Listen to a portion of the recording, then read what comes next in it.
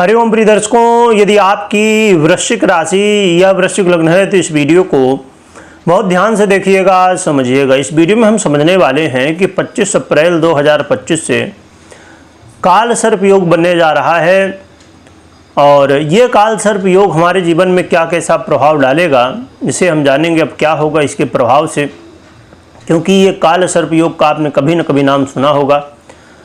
और काल सर्प योग देखा जाए तो अलग अलग स्थितियों में होते हैं, अलग अलग इनके प्रभाव होते हैं, अलग अलग काल सर्प योग होते हैं। देखा जाए तो 12 काल सर्प योग होते हैं। कौन सा काल सर्प योग आपके यानी कि वृश्चिक वालों के लिए बना हुआ है और इसके क्या प्रभाव है हम जानेंगे। परंतु उससे पहले मैं एक महत्वपूर्ण सूचना आपको दे दूं। प्रिय दर्शकों, यदि आप फ्री में जन्म कुंडली विश्लेषण मुझसे करवाना चाहते हैं तो आपको एक लिंक मिलेगी डिस्क्रिप्शन में, जो कि टेलीग्राम चैनल की है। तो आप उस लिंक को क्लिक करेंगे तो आप टेलीग्राम में जुड़ सकते हैं, जाके ज्वाइन कर सकते हैं। और टेलीग्राम चैनल ज्वाइन करने के बाद आपको टेलीग्राम में एक वीडियो मिलेगी जिसे आपको देखना है। और उस वीडियो में बताया गया है कि कैसे आप फ्री में जन्म कुंडली विश्लेषण करवा सकते हैं। तो उसी प्रोसेस को फॉलो करते हुए आप फ्री में जन्म कुंडली विश्लेषण करवा सकते हैं। आपको व्हाट्सएप में मैसेज नहीं करना, ना तो कॉल करना है। आपको टेलीग्राम में ही जो विधि बताई गई है, उस वीडियो में प्रोसेस बताया गया है, उसको फॉलो करते हुए आप फ्री में जन्म कुंडली विश्लेषण करवा सकते हैं। तो आप जल्द से जल्द टेलीग्राम में जुड़ें और जुड़ने के साथ साथ और भी लोगों को जोड़ें, जिससे और भी लोगों को इसका लाभ मिल सके, इसका फ़ायदा लोग ले सकें। चलिए जानते हैं काल सर्प योग के विषय में। तो प्रिय दर्शकों, काल सर्प योग की हम बात करें तो ये पद्य नामक काल सर्प योग है, जो कि वृश्चिक वालों के लिए बनने वाला है। देखा जाए तो राहु और केतु से ये योग बनता है काल सर्प योग, जो कि इस समय आपके पंचम भाव में राहु और एकादश भाव यानी 11वें भाव में केतु महाराज वर्तमान में गोचर कर रहे हैं। प्रिय दर्शकों, ये पद्य नामक काल सर्प योग आपके जीवन में कितना महत्व रखेगा ये हम समझेंगे। क्योंकि आपने जब कभी सुना होगा कि काल सर्प योग, तो आपने खाली यही सुना काल सर्प। और काल सर्प योग 12 तरह के होते हैं अलग अलग। इसमें भी यदि आप थोड़ा और डिटेल में यदि जाएंगे तो आपको 144 काल सर्प योग मिलते हैं। और भी डिटेल में जाएंगे तो चीज़ें और भी ज़्यादा इसमें विस्तार होती हैं। पर आप मुख्य रूप से अभी खाली पद्य नामक काल सर्प योग के विषय में जानते हैं हम। और इसमें एक थोड़ी सी शंका है, 2 शंकाएं हैं जिन्हें हम समझ लेते हैं। क्योंकि आप जानते हैं कि मीन राशि में राहु भी गोचर कर रहे हैं और साथ में शनि, अन्य ग्रह भी, शुक्र बुध आदि भी गोचर कर रहे हैं, जिसकी वजह से शंका हो जाती है कि फिर जब ये सभी कई ग्रह एक साथ गोचर कर रहे हैं राहु के साथ, तो फिर ये काल सर्प योग कैसे बनेगा। प्रिय दर्शकों, नॉर्मली आप जब राशि वाइज देखेंगे तो चीज़ें यहाँ पर नहीं क्लियर होंगी। परंतु आप जानते होंगे, यदि ज्योतिष को थोड़ी भी समझते हैं, तो कि विपल यहाँ पर बहुत सारी गहराइयाँ होती हैं। ये एक अथाह समुद्र है, अथाह सागर है, जिसमें जितना आप डीप में जाएंगे तो चीज़ें उतनी ही क्लियर होती जाएंगी। राशि वाइज आप देखिए। इसके बाद केतु वाला जो यानी कि कन्या राशि में केतु गोचर कर रहे हैं, तो उधर तो अभी क्लियर है, आगे चल के उसमें भी चेंज होगा। परंतु राहु की तरफ थोड़ी सी शंका है। तो आप नक्षत्र में जाइए। 29 मार्च को शनि ने अपना परिवर्तन किया था मीन में, और मीन में राहु और केतु, ये राहु और शनि ये दोनों सबसे ज़्यादा नज़दीक हैं। तो उसमें से शनि का 29 मार्च को गोचर हुआ था मीन में। परंतु ये मीन में तो गोचर किए, परंतु पूर्वा भाद्रपद नक्षत्र के चतुर्थ चरण में गोचर कर रहे थे। और आप जानते ही होंगे कि एक राशि कितने नक्षत्र की, 2.25 नक्षत्र की बनती है। तो यहाँ पर पूर्वा भाद्रपद के चतुर्थ चरण में शनि 29 मार्च को गोचर करना प्रारंभ किए, परंतु उससे पहले ही राहु ने 16 मार्च को ही पूर्वा भाद्रपद नक्षत्र के चतुर्थ चरण में गोचर करना शुरू कर चुके थे। और अब 25 अप्रैल से दोनों ग्रह राहु और शनि ये एक दूसरे को क्रॉस कर चुके होंगे, जिसकी वजह से ये चीज़ें यानी कि काल सर्प योग बन पाएगा। ये आपको नक्षत्र वाइज और खाली चरण वाइज नहीं समझ में आ सकता है। इसमें जब आप विकला, कला और अंश, फिर चरण, फिर नक्षत्र, फिर राशि और फिर पूरा चक्र जो होता है, तो जब आप थोड़ा सा डीप में जाएंगे, चरण के और भी थोड़ा नीचे जाएंगे, अंश में फिर थोड़ा और डीप जाएंगे, तो ये चीज़ें क्लियर हो पाएंगे।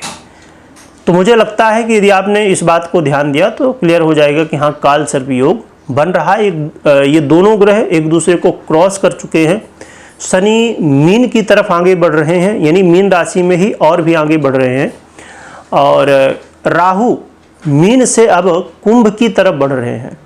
कुंभ में अभी गए नहीं हैं, परंतु उसके तरफ ही बढ़ रहे हैं, यानी कि मीन के लास्ट स्टेज में जा रहे हैं, क्योंकि आप जानते हैं हमेशा वक्री होते हैं राहु और केतु, तो ये उल्टी चाल चलते हैं, तो ये मेष की तरफ ना बढ़ के कुंभ की तरफ बढ़ेंगे।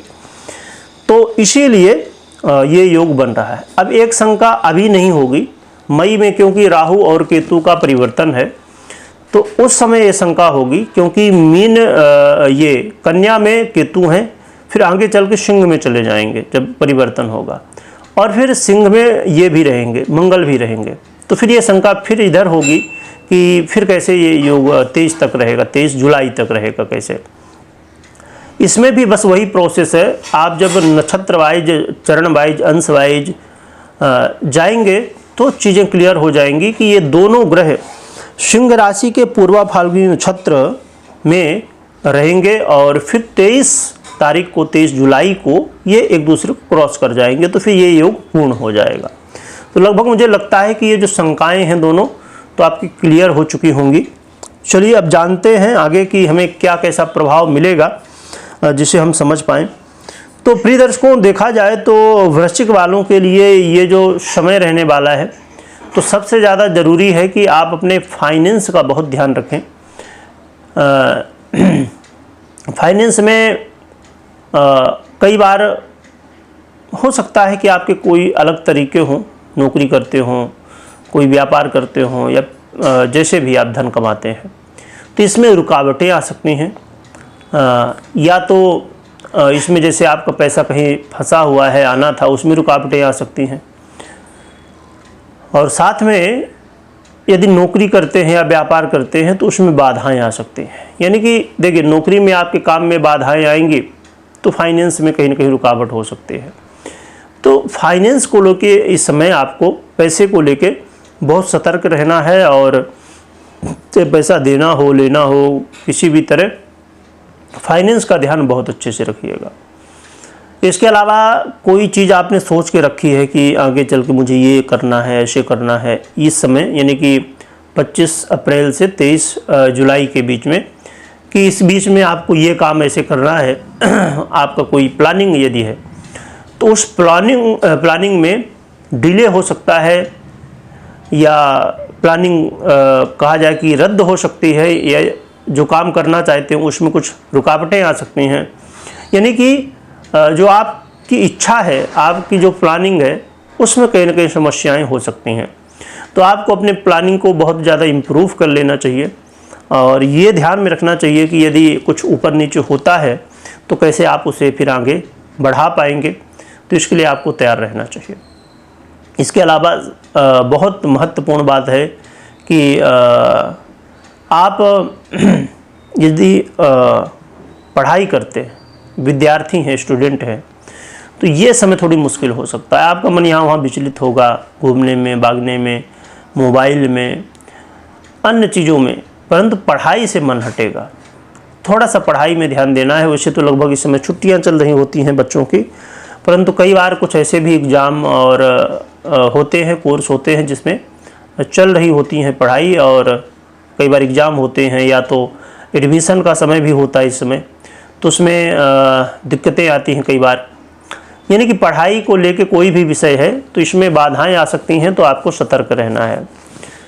और लव पार्टनर के लिए बहुत ज़रूरी है सावधानी बरतना, क्योंकि लव पार्टनर के लिए ये जो समय है ये अलगाव की स्थिति तक पैदा कर सकता है। तो आपको अपने लव लाइफ का पूरा ध्यान रखना है। इसके अलावा जो देखिए यहाँ पर महत्वपूर्ण स्थिति ये हो जाती है कि समय भले थोड़ा हो, परंतु जो माताएं बहनें गर्भवती हैं उनको अपने गर्भ का ध्यान रखना चाहिए। समय समय पर आप अपने डॉक्टर की सलाह लेते रहिए, दवाई वगैरह जो आपको मिली हो तो वो लेते रहिए। तो थोड़ा सा गर्भ का ध्यान रखिए, क्योंकि राहु और केतु के प्रभाव से कई बार कई तरह की समस्याएं हो जाती हैं। इसमें हम यदि डिटेल में जाएंगे तो बहुत लंबी वीडियो हो जाएगी, तो इसलिए हम सूक्ष्म में समझ रहे हैं कि हमें किन किन विषयों में ध्यान रखना है। इनसे रिलेटेड जो आपकी चीज़ें हैं उनका ध्यान रखिए, और जिससे कोई प्रॉब्लम ना हो। परंतु एक बार ज़रूर अपनी पर्सनल जन्म कुंडली में चेक करिए कि यदि आपकी जन्म कुंडली में काल सर्पयोग बना हुआ है, या तो यही काल सर्पयोग पद्य नामक या अन्य काल सर्पयोग बने हुए हैं 12 तरह के, जैसे मैंने बताया 144 तरह के, जो भी काल सर्पयोग बना हुआ है, और या तो आपकी कुंडली में राहु और केतु की स्थिति ठीक नहीं है, या उनकी ठीक स्थिति नहीं है, दशाएं और अंतर दशाएं या प्रत्यंतर दशाएं चल रही हैं, तो ऐसी स्थिति में समस्याएं बढ़ जाती हैं। और यदि अच्छी स्थिति में है तो फिर ये समस्याएं आपको संभव है कि बहुत कम देखने को मिले। तो आप अपनी कुंडली का विश्लेषण एक बार करा सकते हैं, या तो खुद कर सकते हैं, इसके बाद ही निर्णय लें जो भी आपको निर्णय लेना है। रही बात कि उपाय क्या करना चाहिए, तो उपाय के रूप में आप भगवान शिव की, भगवान भोलेनाथ की आराधना करिए। इससे जो समस्याएं हैं वो दूर होंगी और आपके जीवन में उन्नति प्रगति होगी। वीडियो देखने के लिए बहुत बहुत धन्यवाद।